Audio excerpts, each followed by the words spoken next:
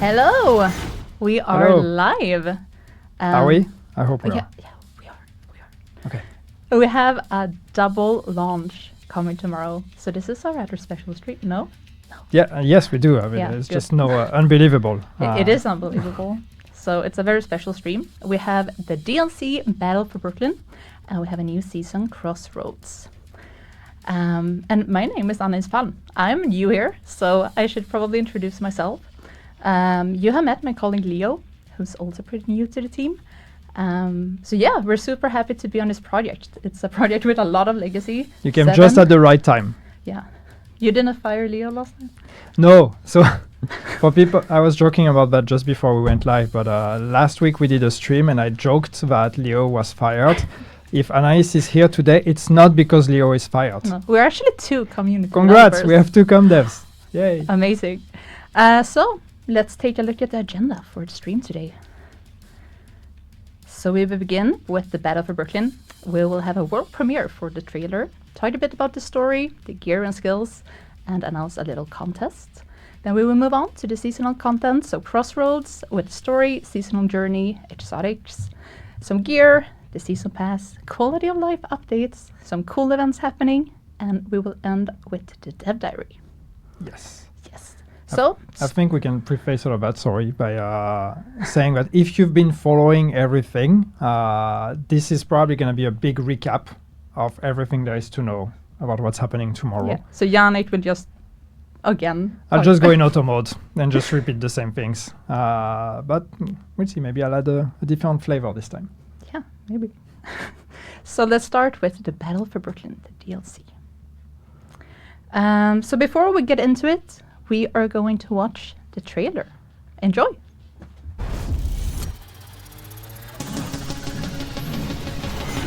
Brooklyn. We've built something here. The bridge. Security. Community. Something worth protecting. But anything worth protecting is worth taking.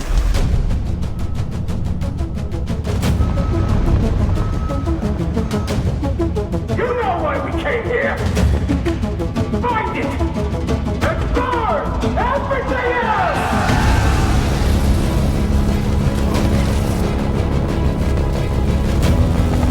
Repeat, the division's here! They're in the...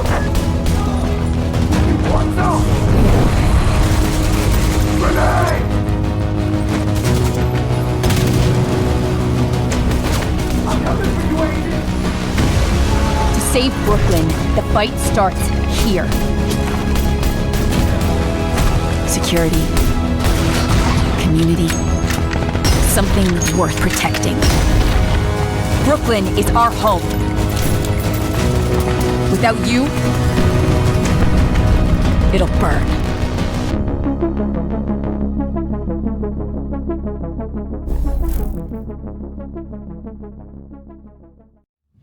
Nice. So we're back in Brooklyn. Fire and explosions. So do you want to summarize the story? What are we getting into? So at the end of the DLC, no, I shouldn't start with that. Okay. So no, the story is we're going back to Brooklyn. So everything is centered around especially one place in Brooklyn, and that is the bridge settlement. This settlement was established a while ago. And while all the events happened that we know in DC, in Manhattan with Warlords of New York, while all of those things were taking place, this settlement was established in Brooklyn and was left pretty much untouched and left alone. There was not much at stake in Brooklyn. It's not a really strategic position or anything. So they were able to thrive. And so we have a pretty independent, isolated community that exists there. But all of this changes when the cleaners come. The cleaners cross the river, come to Long Island. We've seen already some of them in the incursion. But now they are actually coming with overwhelming force into Brooklyn, really intent on taking it over and burning it to the ground. So this is your duty now as an agent to go there and to answer the call to make sure that you're saving the civilians. As you do that, you're going to meet a bunch of people. Some of them you know, some of them you don't, and try to save them, but also try to understand a bit what is going on here. Why are the cleaners coming here? What are they after? Why are they coming with so much force and so many of them basically, and who is leading them? So there's a bunch of small mysteries to uncover there, but ultimately, and first and foremost, you're here to save people, to save the settlement. So as you mentioned, we're back in Brooklyn. This was the starting point in the first division. Yes. How did you work with the nostalgic elements? Well, I think Brooklyn is a great opportunity for us, and that's really the one thing that clicked when we started talking about making a DLC, making a new piece of world, and where would we go. Brooklyn made so much sense because it's this convergence of the past and the future for us. Because, as you said, the Brooklyn is where everything began. If you played Division 1, this is where your adventure started. This is where you created your character. These were the first streets that you went through. This is where you met Feilau. So there's a lot of history there. Even the very first trailer, the reveal trailer of the Division in 2013 was also in Brooklyn. But on the other hand, it's also an opportunity for us to show how the world has changed, how the world of the Division has changed and it has evolved. So it's really the convergence of those two things. And we really wanted to make sure by building Brooklyn that we would take the time to put as many references as possible to the original Brooklyn that you may know from Division 1. We wanted to make sure that you can recognize those spaces, that you can find some of those anecdotes and some of those Easter eggs that are referring to events that happened. But once again, always making sure that we add a layer of transformation on things, because I mean, obviously, many months in our story, many months happened between the events of Division 1 and the events of Battle for Brooklyn. So we wanted to make sure that this is this also transpires as you play the DLC. You're going to find familiarity and similarities, but also a world that has completely transformed. So next up, we're gonna take a closer look at the environments by looking at the settlements, starting with Dumbo. We have some purple flame going on. Yeah, so we have two name zones in the DLC, as you know. One is Dumbo and the other one is Brooklyn Heights. And Dumbo is actually the one that contains the Division 1 streets as well, but not just. It's bigger than that. This is also where you're going to be starting your fight against the cleaners. So you will see more cleaners activity and more cleaners destruction in that name zone, because this is where the attack comes from. But we really wanted to make sure that when we worked on those name zones, we give each one of them as much identity as we can. So they really have kind of a different setting, a different story, a different purpose, even in the way they're being used by the civilians of the bridge settlement. They serve different purposes. And we're also, even though our map is smaller, what we wanted to do is make sure we have density. So as you run in those streets, you will see a lot of course, your usual activities that you can expect from the open world, but also a lot of opportunities for exploration, for discovery, and even some verticality with some rooftops that are available and things like that. So we really wanted to make sure that every space in this map is utilized, and then there is opportunities for surprises everywhere. Nice. And this is the Brooklyn Heights Yes. area, right? Yeah.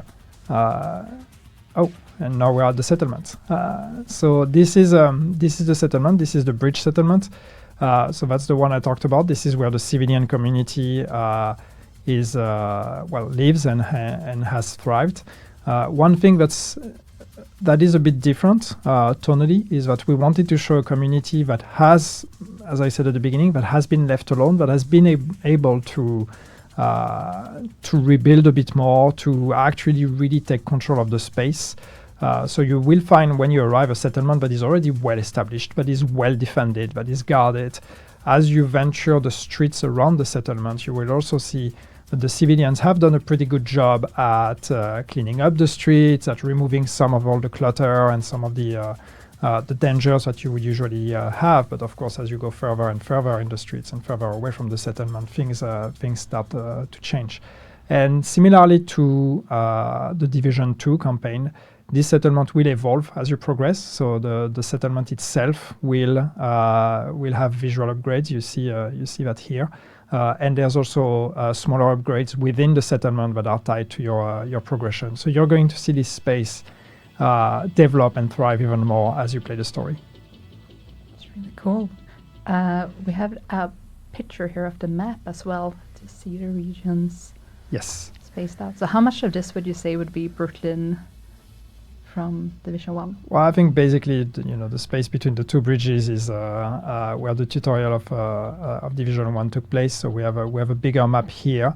But as I said, again, it's a map that is dense, that has a lot. And as you can see, we have 4 world missions that are directly on the map and 3 main missions that are outside the map. And some of the reason behind that is we wanted to offer a good mix of seamless continuity and being able to jump into a mission from the streets of Brooklyn directly. So you get the mission from the NPCs, you go to the mission, you can run to the mission and have all the things that happen in the open world that come in your way as well. So there's opportunities for distraction and exploration. But making the main missions off-site and separate also gives us an opportunity to have missions that are that also have a very strong thematic, that have maybe a different tone or a different angle.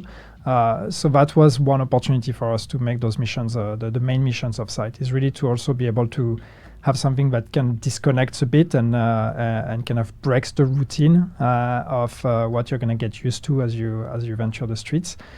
So we have that mix of both. And once again, we've said that already, but as a reminder, the world missions and the difference also in world missions and main missions is, well, main missions, you know that it's the same. You should expect the same as main missions in the Division 2. World missions, it's a new thing. It's about the size of a side mission. It's a bit bigger than a side mission, I would say, but just slightly bigger. But the big difference is that they're replayable. They're fully replayable, and you can also change the difficulty settings on them. So they will adapt to the difficulty setting or to your global difficulty in the world, and you can replay them as much as you want. So even once you finish the campaign, you will be able to replay them, and that becomes a very quick bite-size content that you can replay for very short sessions. So also an actual faster way to rewards. So the cleaners will be a big threat here, and they are equipped with the purple flame. So the purple flame might already be familiar to some of you. It showed up during Paradise Lost incursion, but in Battle for Brooklyn it's even more dangerous because it doesn't just burn. It takes damage. You'll take damage up front, but then it keeps eating away at your armor even after the flames die down. So this lingering effect is called corrosion. And it can hit hard if you're not ready. So how do you work with this? How do you approach this? Do you have any tips to the players? Well, kill them before they kill you. Yeah. But no, it's we wanted even though we're reusing existing factions, we wanted to give the cleaners especially a different taste. And the idea to build on the purple flame that was introduced with the incursion was very interesting because in the incursion the purple flame you see is it's basically a stronger fire, and we wanted something that had a bit of a different taste. So the idea of the corrosion came in, and what's interesting with the corrosion is that it encourages quick encounters, which kind of plays into a more tactical approach of like looking at the NPCs. I realize I said tactical approach and you see just fire everywhere and explosions, but I guarantee there's tactical gameplay here. But it's really about trying to make sure that you get rid of the threats as fast as you can, because the longer the combat is going to last, the more and more your armor is going to be eaten by corrosion. And what that means is basically you can no longer replenish beyond whatever is the corrosion level. So the more corrosion, the less max armor you have. And that takes a while to replenish. It's not just, combat is over and then it's back. No, it takes some time to come back. So even if you actually rush combat after combat, those effects can eventually stack. So it's really about the kind of the speed of the encounter and trying to make sure that you don't drag the combat for too long. And there's something else that can help if we move on. Smooth transition. Yeah. To the that beautiful face. That's beautiful face. So we have the Catalyst. It's a new mask that you that can help counter the cleaner's attack. Yeah. Yes. So this is a new exotic. This is the new exotic that is exclusive to the Battle for Brooklyn DLC. And that mask is very much, centered on the status effect gameplay.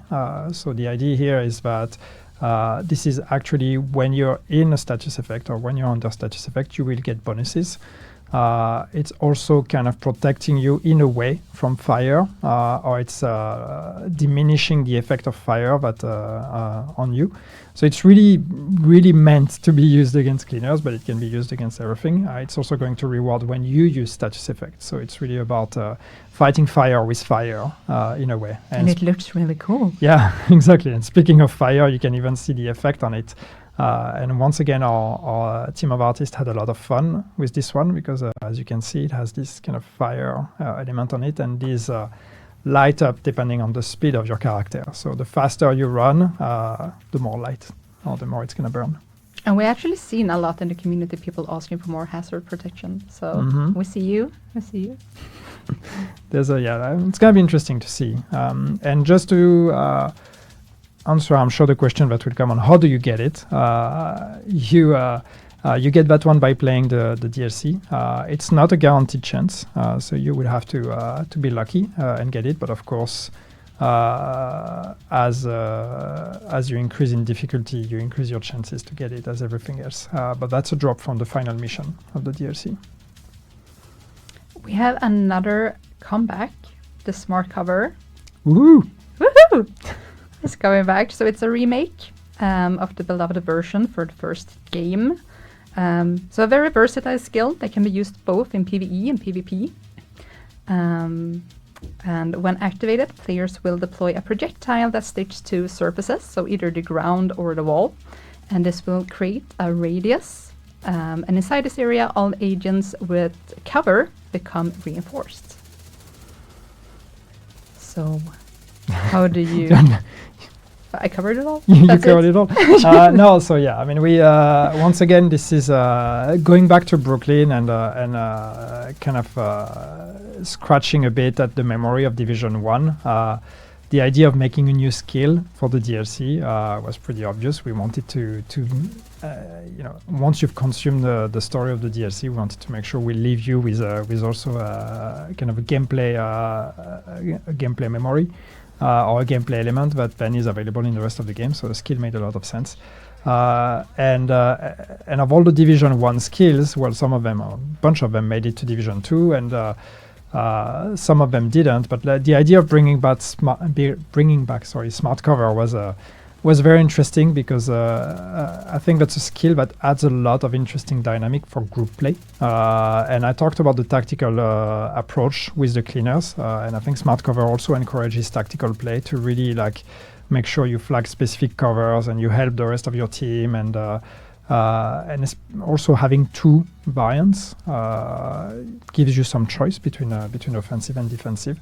So yeah, it's just I'm excited to see it come back. I was here in the old days of smart cover in Division 1, so it's going to be interesting to see how relevant that one becomes to other type of contents in the rest of the game. But yeah, it's going to be fun. And this one you get also through just through progression. So this one is not a drop chance. This one is guaranteed at a certain point as you progress through the DLC and the campaign. You will unlock it. Nice. I heard it's kind of crucial for the end boss. So. Well, it will help for sure. Yeah, gotta practice. Yes. So if you want to pick up the DLC, you have a couple of options. First off, if you do not own the game or if you want to recommend it to someone, The DLC will be included in the new Gold Edition and Ultimate Edition. And we got questions before, like, what's the new Gold Edition? So it's the one that dropped last month. So yeah, if you bought it then or forward, then it will be included. And if you do own the game, you can buy the DLC standalone for 15 euros or 14.99. And the deluxe edition will include this cool canvas outfit and canvas weapon skin, and that's yours for 25 or 24.99 even. You have to be precise. Yeah. And it will also include a level 40 boost. Yes. Yes. Yeah, and that's something that's interesting, especially for people that may be interested in joining now with the Battle for Brooklyn DLCs. That even though the DLC is made for level 40 and it starts at level 40, you can directly boost to level 40. So you can be a new player and directly jump into the DLC. There's gonna be some catching up to do. There's tutorials that we are trying to explain you the basics, but clearly. There's going to be a lot to learn, but it is possible. It is fully intended to be playable by a new player as well. And on community side, we got a contest coming up. So we have a treasure hunt that's going to take off in June, where we want you to find cool spots in Brooklyn. So stay tuned on our social for the exact dates and the hints on what to find. We will also, as usual, drop the fan kit with launch. So if you're a content creator and want to use some official assets, you should check that out. So moving on to our new season, which also launches tomorrow, we have Crossroads. Yes. Yes. So do you want to cover how the story ended last season and what we're getting ourselves into? Sure. This is going to be spoiler territory. I hope you have finished season 3 by now. And if you haven't, well, you have less than 24 hours to do that. And if you haven't, well, block your ears now or mute because I'm about to spoil it. But as you know, if you've played the season, so Burden of Truth ends with the comeback of Kelso. Kelso comes back to the White House on a mission, and her mission was one to take down the Black Tusk asset, which was Dr. Summers, and wake up Schaefer. So Schaefer wakes up from his coma finally after a few years of seasons for us and just a few months for them. But so this is where Crossroads begins. So it is, the DLC and the season are two different stories, and you can play them in whichever order. In our timeline, they take place more or less at the same time. So you can answer both calls, but they are not directly connected. And as you go into this season, this is very much about Schaefer waking up, and Schaefer knows a lot of things because, as you know, he was part of the BTSU. The Black Tusk elite and the Black Tusk commanding force. So he knows the ins and outs of the Black Tusk operation, and especially Natalia Sokolova and her plan and what she's been working on. So for us, this is really the beginning. We are entering year 7, and this is the beginning of a new chapter where things are going to change. Stories are going to be, some elements are going to start reaching a new stage of progression. If I even dare say, some conclusions are going to be reached. And that's also the idea about Crossroads and why the season is actually called like that. It's a bit more of a high-level name for where we are at today with the game. But you have the Brooklyn DLC, you have the season, you have the connections to Division 1. We're entering really a new chapter for the Division 2. So it's, there's a lot happening now. But in that story as well, and in that season, we're going to be starting to answer a lot of questions. Yes, so part of Crossroads, we also have the Manhunt Scouts. So released weekly with no fixed order to complete them anymore. Yes. Sounded very excited about that. But yes, I mean, we've made a change to Scouts, so we no longer want to force you to play them in a specific order. They will still unlock in a specific order, but if you come back later and you haven't played them, you don't have to do 1 and then 2 and then 3. You can play them in the order you want.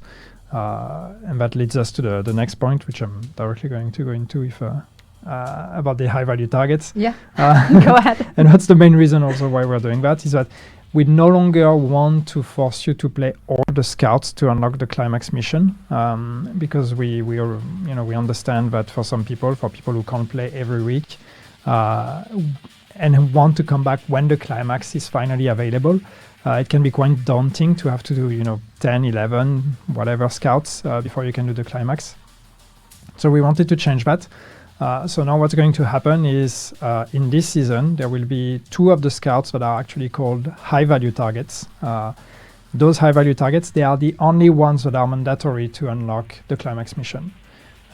So you will only need to do those 2 when the climax mission unlocks. You will only need to have done those 2 to play the climax mission. So if you come back at the end when the climax mission unlocks, you just need to catch up with those 2.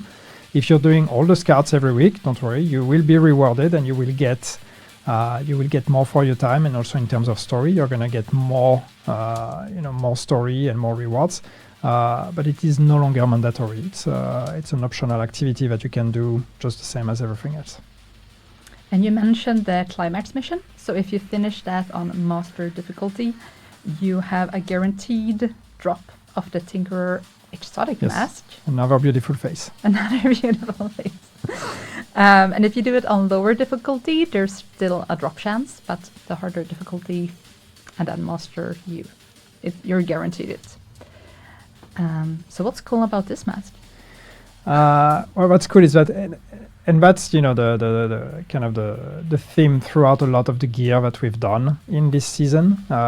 It's kind of a callback to Division 1. Because this one is based on the Alpha Bridge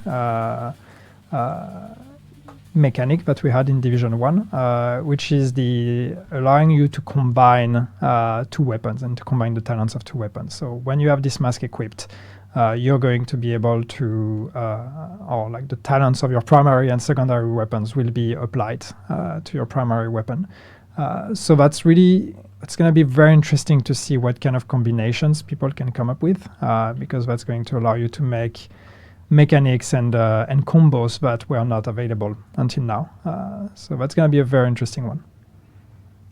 I think based from the PTS, we've seen already a lot of ideas and the min-maxers and the build makers have already been working a lot on that one. So I think it's gonna be fun.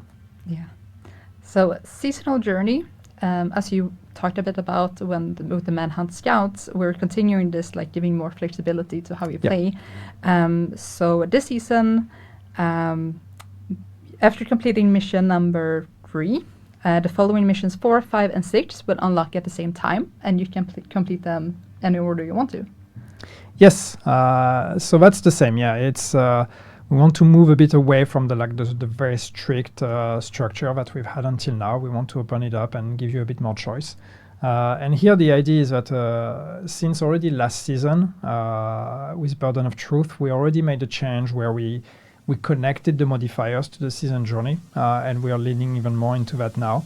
But the few changes we are making is that we are putting passive modifiers as unlocks on specific objectives in missions, so you can really target those if you want. You don't have to do the whole mission. You can target specific objectives to unlock the passive modifiers. And then the active modifiers are assigned to as rewards to those missions. So 4, 5, 6 are the missions that are going to give you the active modifiers that are based on the 3 attributes. Firearms, stamina, and electronics. So if you really want to unlock the active modifier of one of those attributes first, you can directly do that mission and unlock that one. Once you do all 3 of them, then you unlock, not even all 3 of them, I think there's a threshold where then you unlock mission number 7. But yeah, once again, you can complete all of them, of course, but you don't have to do them in order. You do them in the order you want, based on what's your gameplay preference. Yes, so you touched on modifiers. So the global modifier this season is called Hardcore. And if you play the Division 1, the attributes just mentioned will sound familiar. So the firearms, stamina, and electronics. And this time around, they return as core attributes. Yeah. So the way it works is that we've brought back this idea of the 3 attributes from Division 1 again to play around with. So you have red, blue, yellow, firearm, stamina, and electronics. And here the way it works is as you take down NPCs, you're going to be increasing a gauge. You see it on the left here next to the ammo count. You have a red one, a blue one, and a yellow one. And as those go up, you're going to get bonuses.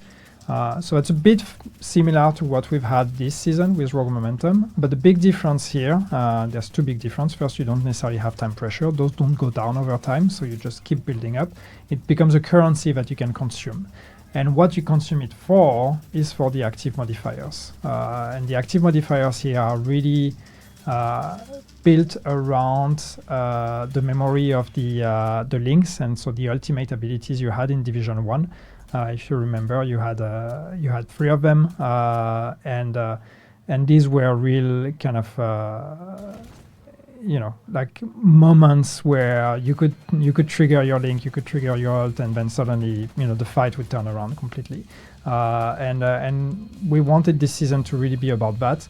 So even though this is filling a gauge to get bonuses, the real fun here is about managing the economy to get your links up as much as possible, because when you get them up is when the real fun begins. So that's it sounds a bit familiar to Rogue Momentum we've had in Burden of Truth, but it's actually quite different, and it is inspired by the way it worked in Division 1.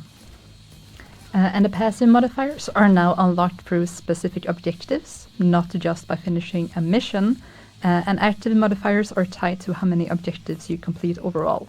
The Broken Link active modifier is also available right from the start. So as soon as you jump into the season, you can play around with that. Yeah, you will get 1 active. I think we have 5 active modifiers this season. Am I saying something wrong? Or 4? We have more than usual. And yes, there's one you get directly from the season start, and the other ones, as I said, will be unlocked through the mission, the season journey. Do you want to take a look at what the season has to offer with exotics?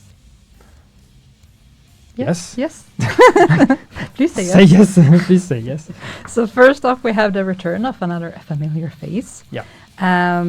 So this is in the form of the exotic RPK-74. So you might remember the pecan. Yes. If you do, made some chat in the noise in the chat. Yeah. So the pecan is coming back. There's a few items we've been playing around and bringing back from the first game, and the idea of the pecan was a fun one because it was a fun gun to play with in the first game, and this one we've been able to actually bring it back in a very similar fashion. So mechanically, it is very close to what it used to be in the Division 1. Visually as well, we really wanted this one to really feel like an echo from the past or a memory, and really be the item you could get in the first game. So that one is going to be it's going to be interesting and a lot of fun. And the way it works is you build stacks as you take down enemies, and then on your next reload you're going to have a bigger mag. So it's going to be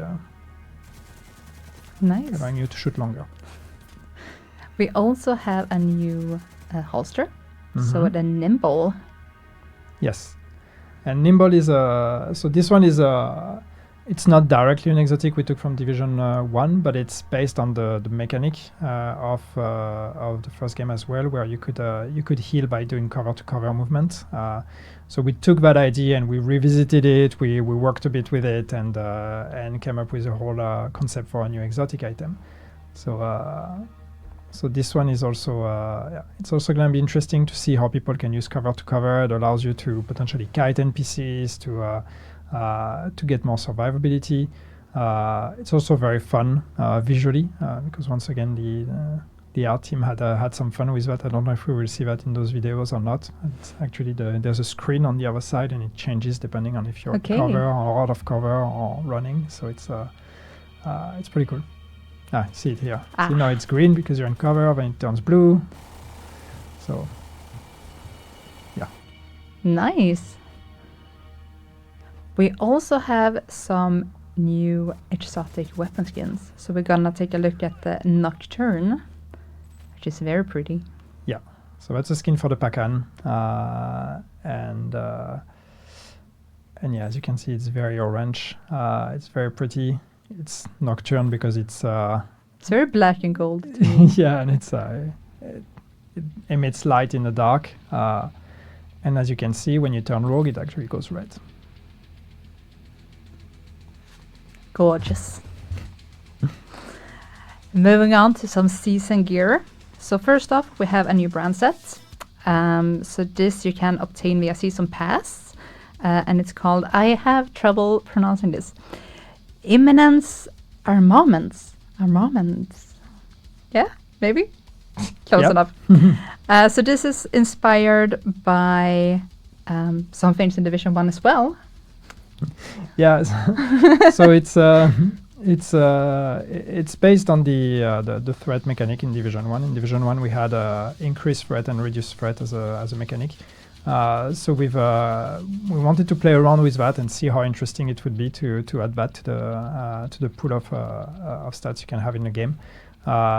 So yeah, it's gonna be, you get a reduced threat as part of the bonuses. If I'm not saying anything stupid, I hope I'm not mixing them up now. But as part of the brand bonuses, you get reduced threat, but then the named version of it has an increased threat stat. So it's going to be up to you to see how you want to use it. Either you just use the name to increase your threat, or you use the brand to reduce your threat. And hopefully that's going to be interesting again in team dynamics and aggro management. Next up, we have gear sets. There you go, the measured assembly. So this is actually also inspired by the Division 1, and a set that's it's called Final Measure. Yeah. And it got a one-strap backpack that we've seen requested so much. Look we at that. don't see in the other piece. Yeah, I know, but now we do. Now we do. Now we Yay. do. Yeah, that's not the only reason why it's inspired from Division 1. Final Measure in Division 1 was a very popular set that allowed you to swallow grenades from NPCs. And this one is it's heavily revisited, so it's not swallowing grenades, but it's actually taking down skill proxies and skill elements from enemies as they enter the area of effect of your gear set. So that's kind of a negation zone around you to protect you and your friends. So once again, interesting to see how that's gonna go. And as you said, yes, one-strap backpacks. They are back. They're coming to Division 2. Not everywhere, so you can use them, but it's gonna be depending on what you wear and only with tops and chest pieces that are actually compatible with it. But don't worry, if one strap doesn't work, there's always going to be two straps. You're not going to lose your backpack. But yeah, this is I think the first piece of gear we're going to make with this. But you can expect to see more one-strap backpacks coming to the game moving forward. Yeah, but we also have a return of the Fei Lao bundle that also has a one-strap backpack. Yes. If you want to double up, does that make it two straps? If you have two ones? You have two one-strap backpacks. Math. No. So, how do you get the gear sets? It's through seasonal caches. You play the game, you can get them. You just through play the game and you get it. play the game. Cool. It's the same with the brand set. I mean, you'd get them on the seasonal caches on the season pass, but you can also just drop them in the game directly. Yeah. Talking about the season pass, there is some cool stuff to get from the rewards tracks. So players with the seasonal pass can gain access to the following premium tracker rewards. So 10 gear dice, 10 universal weapon skins, 2 outfits, 2 new prestige arm patches. And players can also earn 400 premium credits by progressing through the season pass on premium track. The free track will include 3 arm patches, 1 outfit, 1 exotic weapon, 1 exotic gear, 2 named weapons, 2 named gear, 1 high-end brand piece, and 1 universal weapon skin. That's a lot. Damn. Did you rehearse that? No, I wrote it down. I should have. Pretty impressive. Yeah, I mean, there's a lot. It's your usual pack of rewards, but it's packed with a lot, and there's a lot of new fun items to play around with. So, yeah, Look cool. yeah. So we have some premium skins. We have some gear dice. We have a bunch of stuff. I just listed. Yeah, Yeah, okay. and I'm just trying to comment. And I'm trying to occupy the space because there's a video. Okay. Look, let's move outfits, on yay, pew pew, weapons, streets. then. Should do the sound effects in game. Just hire you to sit and pew pew. Okay, quality of life updates. So progression and objectives. So the seasonal journey objectives can now be progressed while playing with the team. So previously it was only the host that got the progression, and now everybody in the team can progress in the same Yes. at the same time. Season Finally. Finally. Gosh, Tim, You finally what fixed took you so long to do that? No, it's a big change. It sounds trivial, but it was some work. But it's great. It's great that we finally managed to do that. And hopefully it's going to make playing seasons and completing journeys a bit more friendly in group, especially since we really want to promote team play a bit more this season. So, yeah, that goes in that direction too. Seasonal HP rewards for all Living World activities. Main missions and the game modes have been increased by 85%. That's generous. Yeah, it's also very precise. Don't know why. 85. But anyway, yes. We just wanted to make the completion of the season pass a bit faster. We've seen some great improvements already once we've implemented more rewards or more sources for rewards with this season, but it's still not fast enough. So we've increased it. So now you're going to get more season XP by just doing whatever you want to do. We also have some changes to the scavenging points. Mm-hmm. Can you talk us through this? Yeah, let's talk about scavenging points again. Everybody's favorite topic. The big change we are making this season, and once again, if you follow all the discussions, hopefully this is clear to you by now. But in any case, the big change we are making this season is that you're no longer going to be able to get scavenging points, an infinite amount of scavenging points by just creating new characters. So if you remember, the way it works is as you level up your Shade Watch and your Shade level, you get points in scavenging that you can spend, but if you create a new character, that new character starts with the same Shade level, so you have all those scavenging points again and you can spend them. What we are changing this season is that once a scavenging point is consumed, it is consumed. So even if you create a new character, you will not have that point again. The point was already consumed, so you will only get the points you get with that character, basically, or other characters, but the points that are obtained after the creation of that character. So it's only new points that you're going to get. So this is basically, think of the scavenging points as account wide now and not character wide.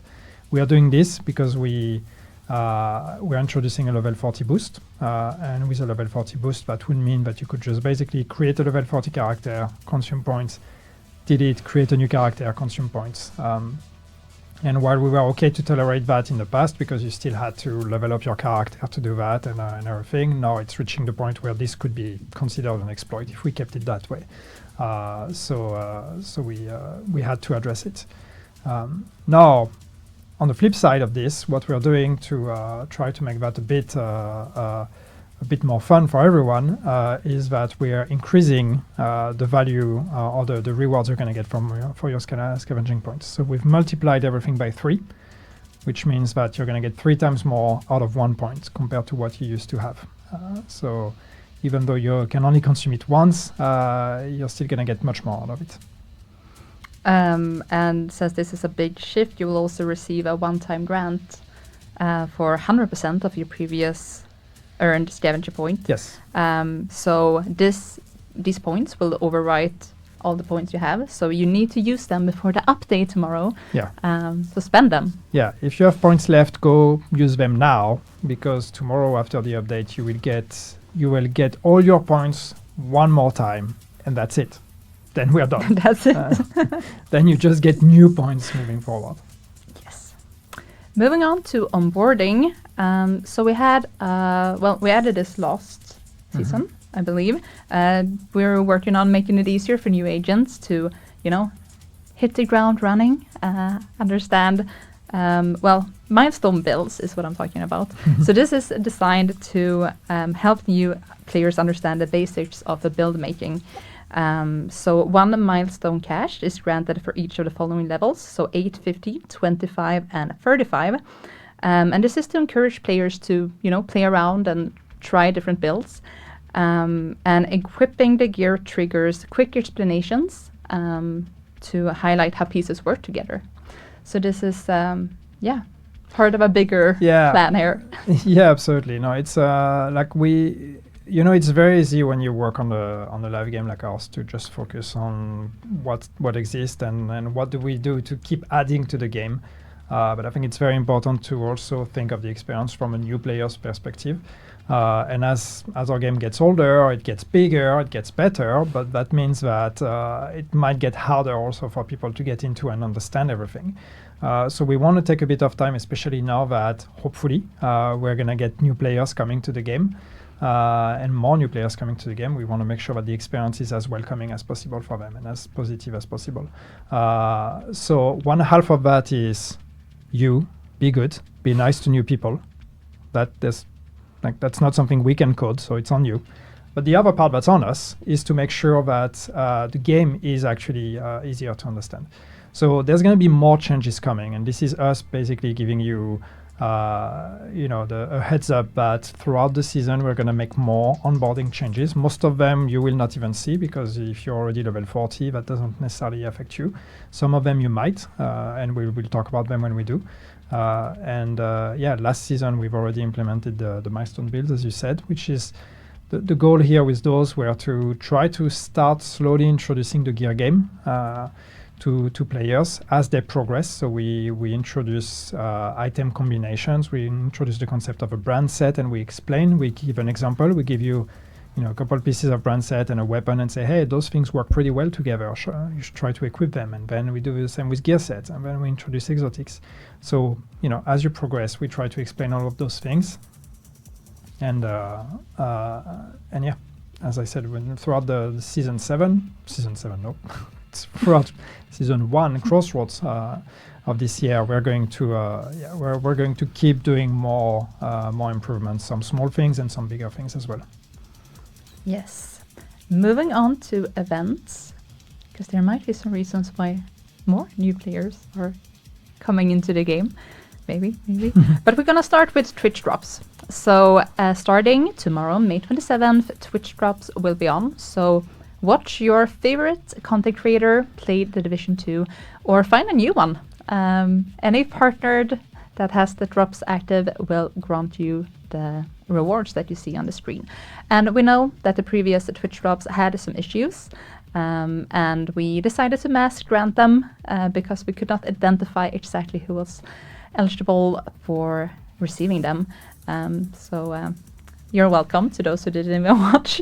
Hopefully we won't have to do the same again. We have been looking, thoroughly at the system, and hopefully everything will run smoothly this time. And if it doesn't, please reach out. We want to hear if you have an issue so we can help solve them. Next up, summer events. So we have some new skill VFX coming in. Yes. That's cool. Yes. So more customization. After the exotic skins, now we are going to start introducing new VFX for skills. So as you can see, we've had a lot of fun, maybe too much fun with some of those. But these are new elements that you're going to get to unlock by playing the summer event. You will be able to change the way your skills look, which is something that has existed in the game since the launch of the game. But we've actually never made new ones. And finally, we are able to. Looks really cool. Mm-hmm. Okay, so Shepherd XP. We have a Shepherd XP event coming up. We've seen some questions in the community on exactly how this system, the Shepherd system, works. Do you care to explain for those who are uncertain? Well, at least what I can say for this event, what's going to happen is that there's actually two things that are going to happen. And what we really wanted is, as I said earlier, I joke, but honestly, a big part of people joining the game and liking the game is the community. And we see that all the time. A lot of people, they come to us, they play the Division, and more often than not, they praise the community and the bond of friendship that all the players have together as one reason why they enjoy the game. And we really want to emphasize that. And we have a feature in the game called the Shepherd system that is, rewarding you for helping new players or helping other players. And we really wanted to push that now, especially with, again, the big influx of players we're going to get. So what we're going to do is two things. One, and that one is actually a permanent change that's going to stay in the game at least until we decide otherwise. It's that we're going to increase how many endorsements, auto endorsements you get when you use the Shepherd system. So the Shepherd system, if you remember, is basically when you help other players by using the call for backup, you get endorsements. You get automatic endorsements if you played long enough with those players. And then those players, if they had a positive experience, they can also endorse you. Those endorsements are a currency, and then as you get special milestones, you rank up in your Shepherd ranks, and you unlock rewards.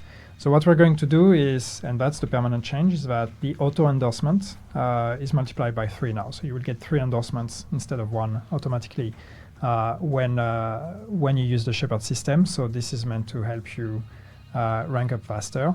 And then the event itself is also going to make the ranks easier to get. So I don't have the numbers in mind, which is why I'm going to be a bit cryptic. But basically, the whole point is that you're going to rank up faster in Shepherd, and we are going to give you rewards, and we're also going to have projects that are going to reward you for ranking up in the Shepherd system. So it's really about use this call for backup, help out new players, those that are joining us that are struggling to learn the game.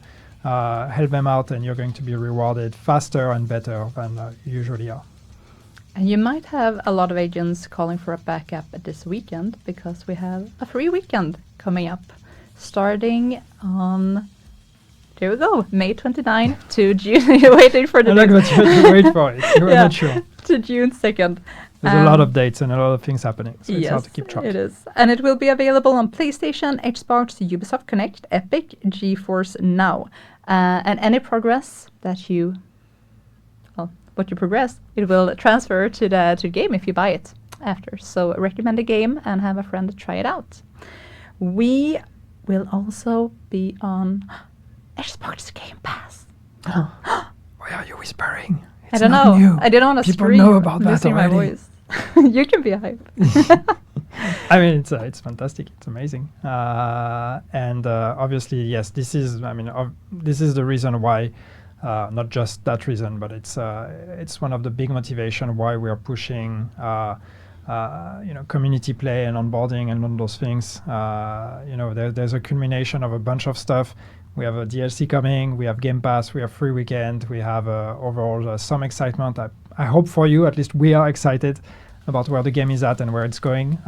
So we really want to make sure that we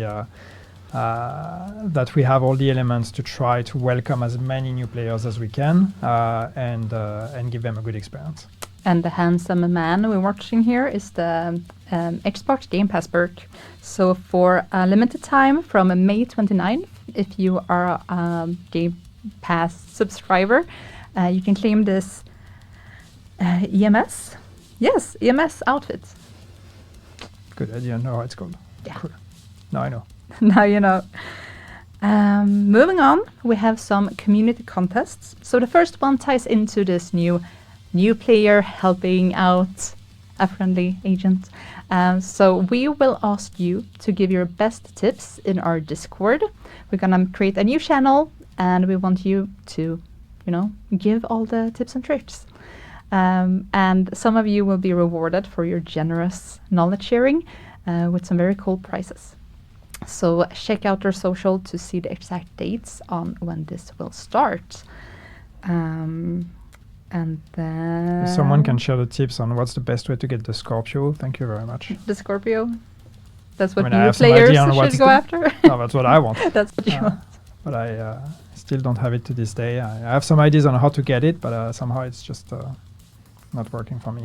So Yeah. This was all the topics. I'm glad that we finished with the Scorpio. That's clearly the most important topic of all. So yeah. Did we cover it in 1 hour? I think we did pretty well, actually. Yes, I'm rudely checking my watch during a stream. So. Okay. Yeah. So thank you so much for hanging with us, and I hope that you guys are excited to play as we're excited to share what's coming tomorrow. It's both the Battle for Brooklyn DLC and the new season Crossroads. So I really hope it's that unreal. you. It's It's unreal. It's just it's we've been working for so long on this moment, the DLC and the culmination of everything, and it's just to know that it's happening tomorrow is just it's really exciting and terrifying in the same time. And when we say bye, there's actually one more thing happening it's kind of a wrap up. So if you didn't listen to Yannick or I, you can listen to Yannick again. Talk a bit more polished about what we just talked about. The better version of me. So And some other friendly faces, not just Yannick. We have a wrap up of our wrap up stream. I love it. Thank you so much for watching and enjoy the Dev Diary. Thank you.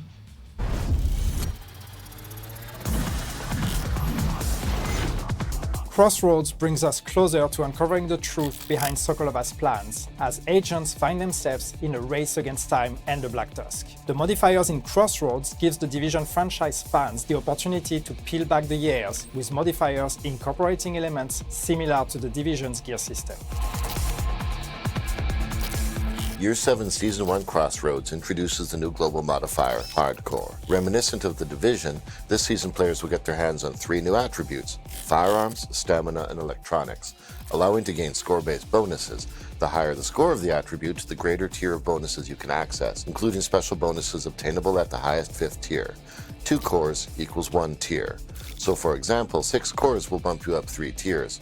From Tier 1 to Tier 4, each build's core composition will affect the baseline of where the scores start. Players can also affect the bonuses via gameplay by eliminating enemies with the corresponding attribute marks. For firearms, you gain a critical hit chance bonus that does not count toward the critical hit chance cap. For stamina, you gain bonus armor depending on the amount of damage you take. For electronics, every time a skill is used, your other skill's cooldown is reduced.